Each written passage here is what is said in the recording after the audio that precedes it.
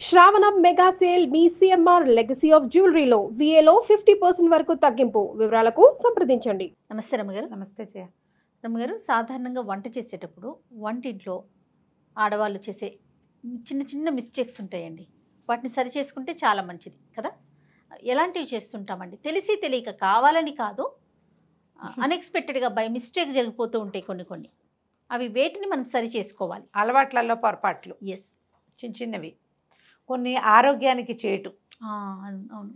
కొన్ని ఆరోగ్యానికి చేటుగా ఉంటాయి, కొన్ని ఏమో చూడ్డానికి బాగుండవు, కొన్ని శాస్త్రం ఒప్పుకొని పనులు. కరెక్ట్ అండి. ఎవరైనా చేసేదే. ఇప్పుడు స్నానం చేయకుండా వంట చేయకూడదు అనే సిద్ధాంతం ఒకటి ఉంది జయ. స్నానం చేసి వంట చేసుకోవాలి. స్నానం చేయకపోతే మనం రాత్రి నిద్ర తాలూకు స్ట్రెస్ ఇవి పడుకునే చోట నుంచి వచ్చి వంటలోకి దిగిపోకూడదు. పొద్దున స్నానం చేసేసి వంట చేస్తే ఫ్రెష్గా ఉంటుంది. అవును. అయితే వంట అయ్యేసరికల్లా చెమట పోస్తుంది కదా అంటే మళ్ళీ స్నానం చేస్తే సరిపోతుంది. మళ్ళీ ఒకసారి మొహం కడుక్కుని బట్టలు మార్చుకుంటే సరిపోతుంది. ఓకే. వంట అనేది అంత బృహత్తర కార్యక్రమం కదా. మనం ఏం పొయ్యి దగ్గర కూర్చుంటున్నామా? ఇప్పుడు స్టవ్, ఇండక్షను, అంతే, మైక్రోవేవ్, లేకపోతే రైస్ కుక్కరు, ఇవే కదా మనం వాడుతున్నాం.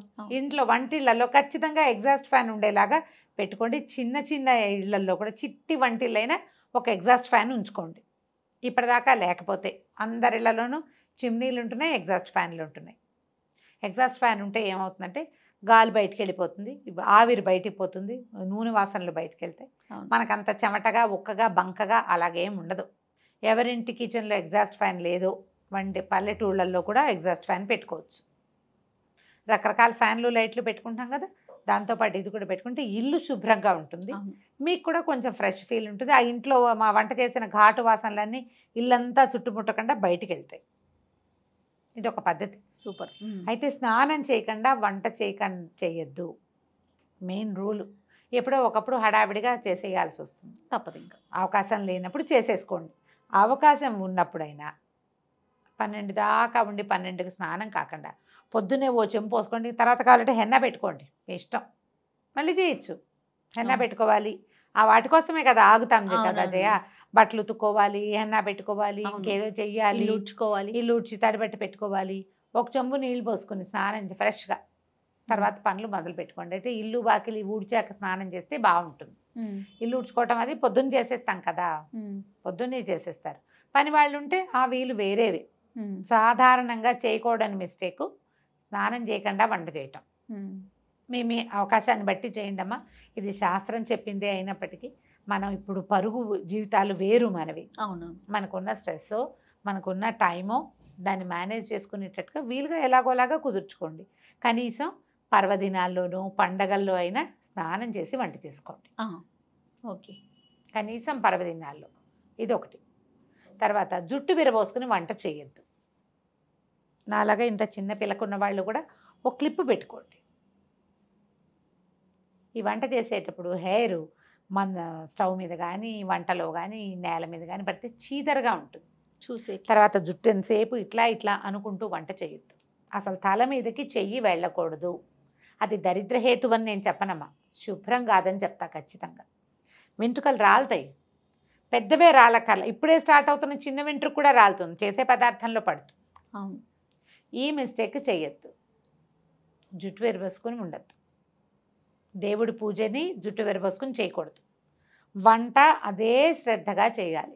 వంట చేసేటప్పుడు దుమదుమలాడుతూ తిడుతూ విసుక్కుంటూ చేయబోకండి. మీరెంత ప్రశాంతమైన ఆలోచనలతోటి వంట చేస్తారో, ఎంత తాపీగా, ఎంత టైం మేనేజ్మెంట్తో వంట చేస్తారో వంట అంత చక్కగా కుదురుతుంది. తినే వాళ్ళకి కూడా బాగుంటుంది, వాళ్ళ ఆరోగ్యానికి కూడా మంచిది. మన భర్త మన పిల్లలే తింటారు ఎక్కువగా. ఎప్పుడైనా గెస్ట్లు వస్తారు, ఎవరికైనా ఎక్స్ట్రా వండాల్సి వచ్చినప్పుడు విసుక్కోబోకండి. ఇవి చేయకూడదు, ఇవి చేయకూడదని చెప్తారు పెద్దలు చెప్పే మాటలు. అదేలేండి. విసుగ్గా వంట చేస్తే దాని ఎఫెక్ట్ దాని మీదకి వెళ్తుంది, వంట మీదకి. రుచి కుదిరినా కూడా మన మనసు అందులో లేదు. అవును కదా. రుచి కుదరచ్చు, ఒక్కొక్కసారి కుదురుతుంది. మనకు వంట బాగా చేయి తిరిగిన వంట అయితే ఆ నిద్రలో వేసిన తాలింపులు ఉప్పు కారాలన్నీ సరిగ్గానే ఉంటాయి. ఫోకస్డ్గా చేయండి వంట. వంటిల్లు శుభ్రంగా ఉంచుకోండి. తరచుగా ఉన్న వస్తువులు పప్పు, చింతపండు, మిరపకాయలు, రవ్వలు, పిండ్లు ఉంటే వాటిలలో ఏమైనా పురుగు పట్టిందేమో అబ్జర్వ్ చేసుకోండి. వంటింట్లోకి కొంచెం ఎండ, గాలి, వెలుతురు తగిలేలాగా ఉంచండి. ముందు దేవుడి గది ఎంత శ్రద్ధగా తుడుచుకుంటామో అట్లా శ్రద్ధగా వంటలు తుడవండి. రోజుకు 2 సార్లు తడిబట్ట పెట్టడం మంచిది. వంటింట్లో కాస్త నీళ్ళు చల్లి తుడుచుకున్నా సరే అంతే. స్టవ్ తొడవకుండా, గట్టు తొడవకుండా రోజువారీ వంట చేయొద్దు. పొద్దునే కుదరలేదు 9 గంటలకైనా సరే, 9ంటికి కుదరలేదు మధ్యాహ్నం అయినా సరే, మధ్యాహ్నం కుదరలేదు రాత్రి అయినా సరే, ఖచ్చితంగా కిచెన్ గట్లు అవి తుడుచుకోండి. ఆ గట్టు తుడిచేటువంటి క్లాతుల్ని రెగ్యులర్గా మార్చేసేయండి. దాంట్లో చాలా జర్మ్స్ ఉంటాయి. సింక్ క్లీన్గా ఉంచుకోండి. డస్ట్బిన్ ఎప్పుడు సింక్ కింద ఉంచొద్దు. కిచెన్లో ఉంచుకోవద్దు, బయట ఉంచుకోండి, బాల్కనీలో ఉంచుకోండి.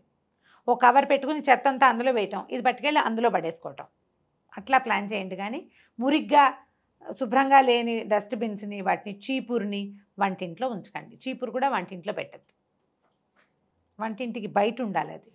ఇవన్నీ మనకు ఆరోగ్యానికి ఆటే మంచిది కాదు. ఇంట్లో ఏమైనా బొద్దింకలు అవి ఉన్నాయా అబ్జర్వ్ చేసుకోండి. బొద్దింకలు ఉంటే వంటలో పడే అవకాశం ఉంది. మూతలు పెట్టకుండా ఏవి ఉంచద్దు.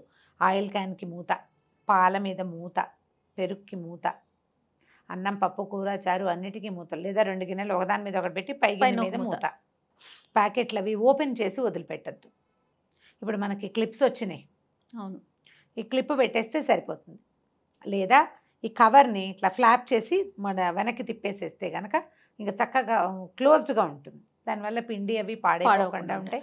డబ్బాలు ఉంటే చక్కగా డబ్బాల్లో పోసి పెట్టుకోండి. ఎప్పటికప్పుడు కిచెన్ని మిగిలిన ఇల్లు కంటే కూడా వంటింటి శుభ్రతకి ఎక్కువ ప్రాధాన్యత ఇవ్వండి. మీరు వంట ఇల్లు ఎంత శుభ్రంగా ఉంచుకుంటే అంత మీ జీవితం ఆరోగ్యవంతంగా ఉంటుంది. తర్వాత కిచెన్ సింకుల్లో రిపేర్లు ఉంటే, నీళ్లు కింద కారిపోతుంటే ఇమీడియట్గా ప్లంబర్ని పిలిచి ఆ పని చేయించేసుకోండి. జ్ఞాపకం పెట్టుకోండి, మనం వేస్ట్ చేసే బొట్టు నీళ్లు మన డబ్బు అట్లా వృధా అవుతుంది. కిచెన్లో ఎప్పుడు తడిగా చెమ్మగా ఉంటే ఫంగస్ ఫామ్ అవుతుంది. ఎప్పుడు శుభ్రంగా ఉంచుకోవాలి, డ్రైగా ఉండాలి కిచెన్. వంటిల్లు ఎప్పుడు డ్రైగానే ఉండాలి. శుభ్రంగా ఉంచుకోండి. దాన్ని శుభ్రంగా ఉంచితే ఇక మీరు ఏ తప్పులు చేయరు. ఇవే మనం చేసే పొరపాట్లు చేయాలి. దైనందిన జీవితంలో మనం ఈ పొరపాట్లే చేస్తాం. నూనె వేస్తామా, నూనె చేత్తో డబ్బాలు ముట్టుకుంటూ ఉంటాం. అందుకని ప్రతి నెల డబ్బాలన్నీ శుభ్రంగా తోమించుకుని పెట్టుకోవటం. ఓ పదార్థం అయిపోయింది, దాన్ని తోమి ఎండని వెళ్ళబెట్టుకుని ఇక శుభ్రంగా తుడుచుకుని మళ్ళీ ఫ్రెష్ వస్తువు పోసుకోండి. ఆ 1 కేజీన్నర 2 కిలోల కందిపప్పు అయిపోయాక అదే డబ్బాలో మళ్ళీ కందిపప్పు పోయొద్దు. ఏదైనా పురుగు పట్టే అవకాశం పాత కందిపప్పు వల్ల ఉంటుంది. అయిపోగానే డబ్బా కడుక్కోవాలి. మొత్తం అన్నీ ఒకేసారి అయిపోవు కదా, కొంచెం ముందు వెనకగా అవుతాయి. డబ్బా అయిపోతే శుభ్రంగా కడిగేసుకోవటము, దాంట్లో చేయటం. ఎప్పటి డబ్బా అప్పుడు. ప్లాస్టిక్ వాడకాన్ని తగ్గించండి కిచెన్లో. చేయగలమా? ట్రై చేయాలి రమ్మగారు. ట్రై చేయాలి. చాలా వరకు చేయొచ్చు. ఎందుకంటే ఇప్పుడు మనకి స్టీల్ డబ్బాలు వచ్చేస్తున్నాయి కదా, బాగా గ్లాస్ జార్స్ ఉన్నాయి. గ్లాస్ జార్స్ బాగా ఆ మధ్య దొరుకుతున్నాయి. ప్లాస్టిక్ ఒక ఫ్యాషన్ అయింది కదా రమ్మగారు. ఇప్పుడు అవేర్నెస్ వచ్చింది, వద్దు మళ్ళీ మనం పాత పద్ధతిని ఫాలో అవుదాం అనేసి. కావాలంటే స్టీల్ డబ్బాల మీద పేర్లు రాసుకో. పెట్టుకోవటమే అంతే.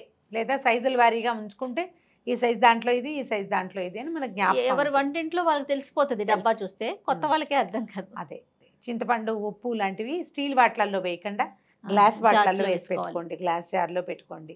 పింగాణివి దొరుకుతాయి మనకు, చక్కగా దొరుకుతున్నాయి కదా. అట్లా ఏదైనా అంటే మనం ప్రధానంగా ఏంటంటే ఈ తప్పుల వల్లే మనకి అనారోగ్యం రావడానికి అవకాశం ఉంటుంది.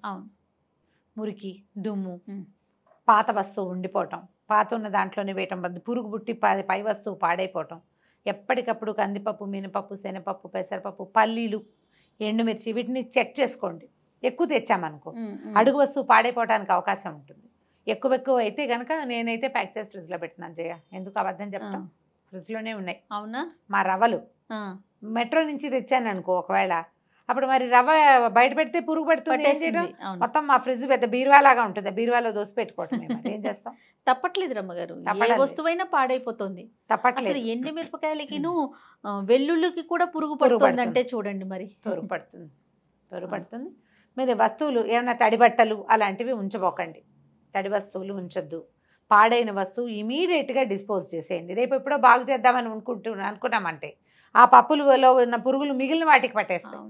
బయట పెట్టేయండి ఎండలో. బాల్కనీ అవకాశాలు ఉంటే బాగుంటుంది. మళ్ళీ కొత్తగా ఫ్లాట్లు కట్టుకునే వాళ్ళు, కొత్తగా ఇళ్ళు ఏర్పాటు చేసుకునే వాళ్ళు మంచి వెంటిలేషన్ చూసుకోండి. కిచెన్కి, బాల్కనీలోకి కిచెన్కి డోర్ ఉంటేనే మంచిది, మనకి గాలి వెలుతురు వస్తాయి. అవును. ట్రై చేసి చూడండి. ఇప్పుడు ఇవన్నీ అందరికీ తెలిసినవే, నేను కొత్తగా చెప్పినవి ఏమీ లేవు. ఏమైనా 1-2 టిక్కులు పెట్టుకుంటే కనుక ఆ టిక్స్ని సరి చేసుకోండి. ఇవందరికీ తెలిసిన మాటలే, కొత్త మాటలే ఏం చెప్పట్లేదు. నేనైతే స్ట్రిక్ట్లీ 2 విషయాలు నాకు చెప్పాలనిపించేది ఏంటంటే, శుభ్రంగా ఉండి వంట చేయండి, మురిగ్గా వంట చేయొద్దు. శుభ్రమైన వంటింట్లో వంట చేయండి, అది మీకు మంచిది, ఇంట్లో వాళ్ళకి మంచిది. రైట్. నమస్తే. నమస్తే జయ.